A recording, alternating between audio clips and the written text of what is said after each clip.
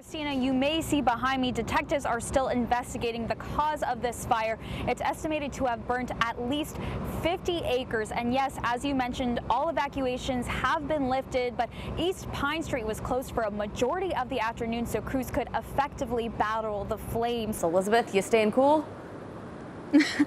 Barely. It is so hot out here. I've only been out here for a couple of minutes and I'm already starting to sweat, but thankfully there's a little bit of a breeze out here, which helps.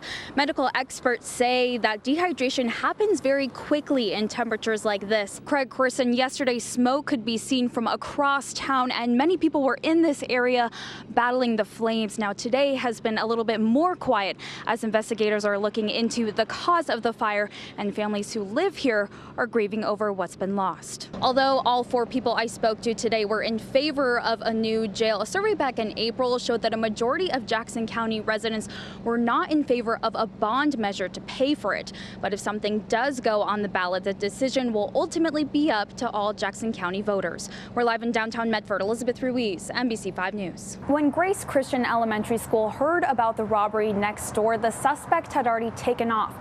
However, not knowing if anybody else was involved, the students were quickly secured inside the school and the doors were locked. Craig, just 15 miles down the road, the Klamathon fire is still making its mark in Siskiyou County. As you'll see behind me, the plumes of smoke are continuing to rise. This fire has been so damaging and destructive that multiple people have lost their homes. It's all hands on deck when we have an emergency like this. In just 24 hours, the Klamathon fire has burned well beyond 8,000 acres in Siskiyou County. At least 400 people have been evacuated from Klamathon to Hilt, and more than a dozen structures have been lost. Unfortunately, wildland fire, it moves quick and fast, and it's devastating. So devastating that quite a few people staying at the Jackson Street Elementary School shelter have nowhere to call home tonight. In one Hornbrook neighborhood, almost an entire street was burned down. And our house was the only one standing. Everybody else's house is gone. Somehow, Andy Herskin's home of 27 years is still standing. We own it. And when you own something, I think it means more to you. And to lose it would have been a disaster for us, because that's all we got. Sadly, not everyone was as fortunate. Herskin says the intense wind spreading the flames was nothing like he's ever seen in his 15 years of firefighting. And I've been on a lot of fires, but I've never been on one that moves that fast with that kind of wind. It was on us just like that. Only one death has been reported so far, but it's unknown if it had anything to do with the fire. As for the firefighters, 2 have been sent to the hospital for burns and 1 engine is damaged. Other than that, many helicopters, air tankers, and ground crews are doing all they can to fight the flames. This is our home, this is our community, and we're going to pull together and we're going to come out on top. Although rumors have been going around about what started the fire, CAL FIRE says it's still investigating. Stay with NBC5 News for updates as we expect to have new information on the number of acres and home burned shortly after 7. That's when fire crews will have their briefing. We're live in Wairika. Elizabeth Ruiz, NBC5 News. Craig, it is crazy how quickly this fire has spread. It is now estimated at 50 acres. Around 3, I think, is when the fire first broke out. I was seeing the smoke from Medford. I came straight over here. When I first got here, the grass behind me was on fire and some of the trees, but they seemed to have it handled. There were quite a few crews out here putting water on it. However, the wind really picked up, and that's when the fire started moving northeast toward Eagle Point. I have been told that crews are making good progress. However, the traffic, that is what's really bad. If you're going down Biddle Road, they are turning people around near the airport. They also have this road right behind me, East Pine Street. That is closed as crews are going back and forth. Traffic on I-5, if you're going northbound, seems to be okay. However, southbound is almost bumper to bumper. So I would say the best suggestion right now is to stay off the roads as crews work to battle this fire. I'm about to speak with the Oregon Department of Forestry, so we'll have more information for you guys soon. We're live in Central Point. Elizabeth Ruiz, NBC5 News. Craig Kristen, Bob Maddox, better known as the Rocket Man, received a call from a Star Wars sound producer last October. When the producer said he wanted sound from the Rocket Man's jet engines, Maddox was quick to jump on the opportunity. 5, 4, 3, 2, 1.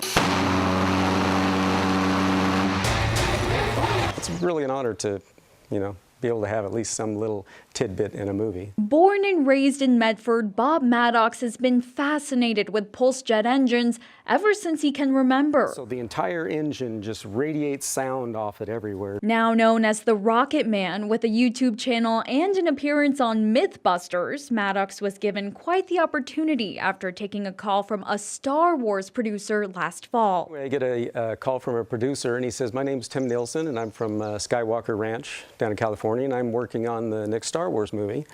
And I saw you on Mythbusters and thought your engine sounded really cool, so I was wondering if I could come up and record one in your shop." Blown away with the first Star Wars movie at the age of 16. And I remember thinking, boy, this is going to change the world. Maddox has always been a loyal fan and was thrilled to be a part of the latest film.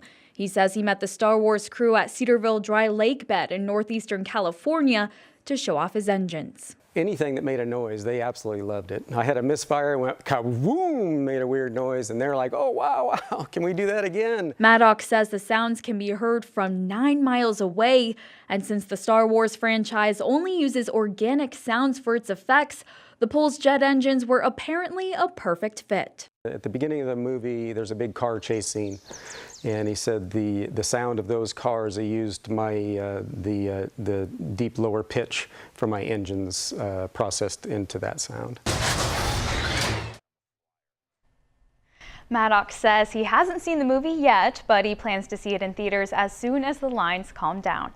Live in studio, Elizabeth Ruiz, NBC5 News. According to the Ethics Commission, Joseph Vondolowski violated state ethics laws 22 times. The complaint against him was filed by the Medford School District after he left Logos and started a private company that was then hired by Logos. If you're wondering why the school district cares how Logos spends its money, it's because the district provides the charter school with some of its funding. It's the school district's responsibility to make sure that taxpayer money is spent as it's intended and that the charter school complies with state law. 37 pages of an investigation into Joseph Vondolowski. He's the co-founder and former head of Logos Public Charter School.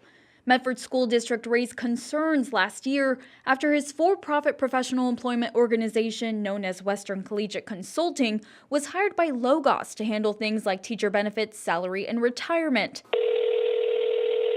When reached by phone today, Vondolowski declined to comment, but in a statement released last fall, he said, quote, "It is discouraging yet not surprising that the 549C school district refuses to allow, let alone support, proven educational innovation in their district." He goes on to say, "The public sees this for what it really is. I am confident that any and all investigations will prove it as well." After looking over the investigation, though, the Oregon Government Ethics Commission voted unanimously on Friday. Vondolowski was in violation of 22 state ethics laws. The commission voted to find Mr. Vondolowski in 11 violations of using your official position for financial gain and 11 violations of not declaring conflicts of interest. In particular, the investigation reports Vondolowski was able to use his knowledge of the financial situation at Logos to benefit his business. Furthermore, the investigation states he did not disclose a conflict of interest to his appointing authority when submitting a bid to contract his business with Logos. The circumstances are unique, but the violations are ones that the commission sees on a pretty routine basis. The commission hasn't determined any penalties yet, but Vondolowski could be fined up to $5,000 per violation. Before penalties become official, Vondolowski has the opportunity to appeal the decision to an administrative law judge. The commission works to settle a lot of its cases without going through that appeal process. Mr. Vondolowski is no different than that, so I'm sure that my staff is going to be talking to him about trying to settle this case, but we have not started those negotiations. If Vondolowski does appeal, there would be a hearing where he and the commission explain both sides and a preliminary decision is made by a judge.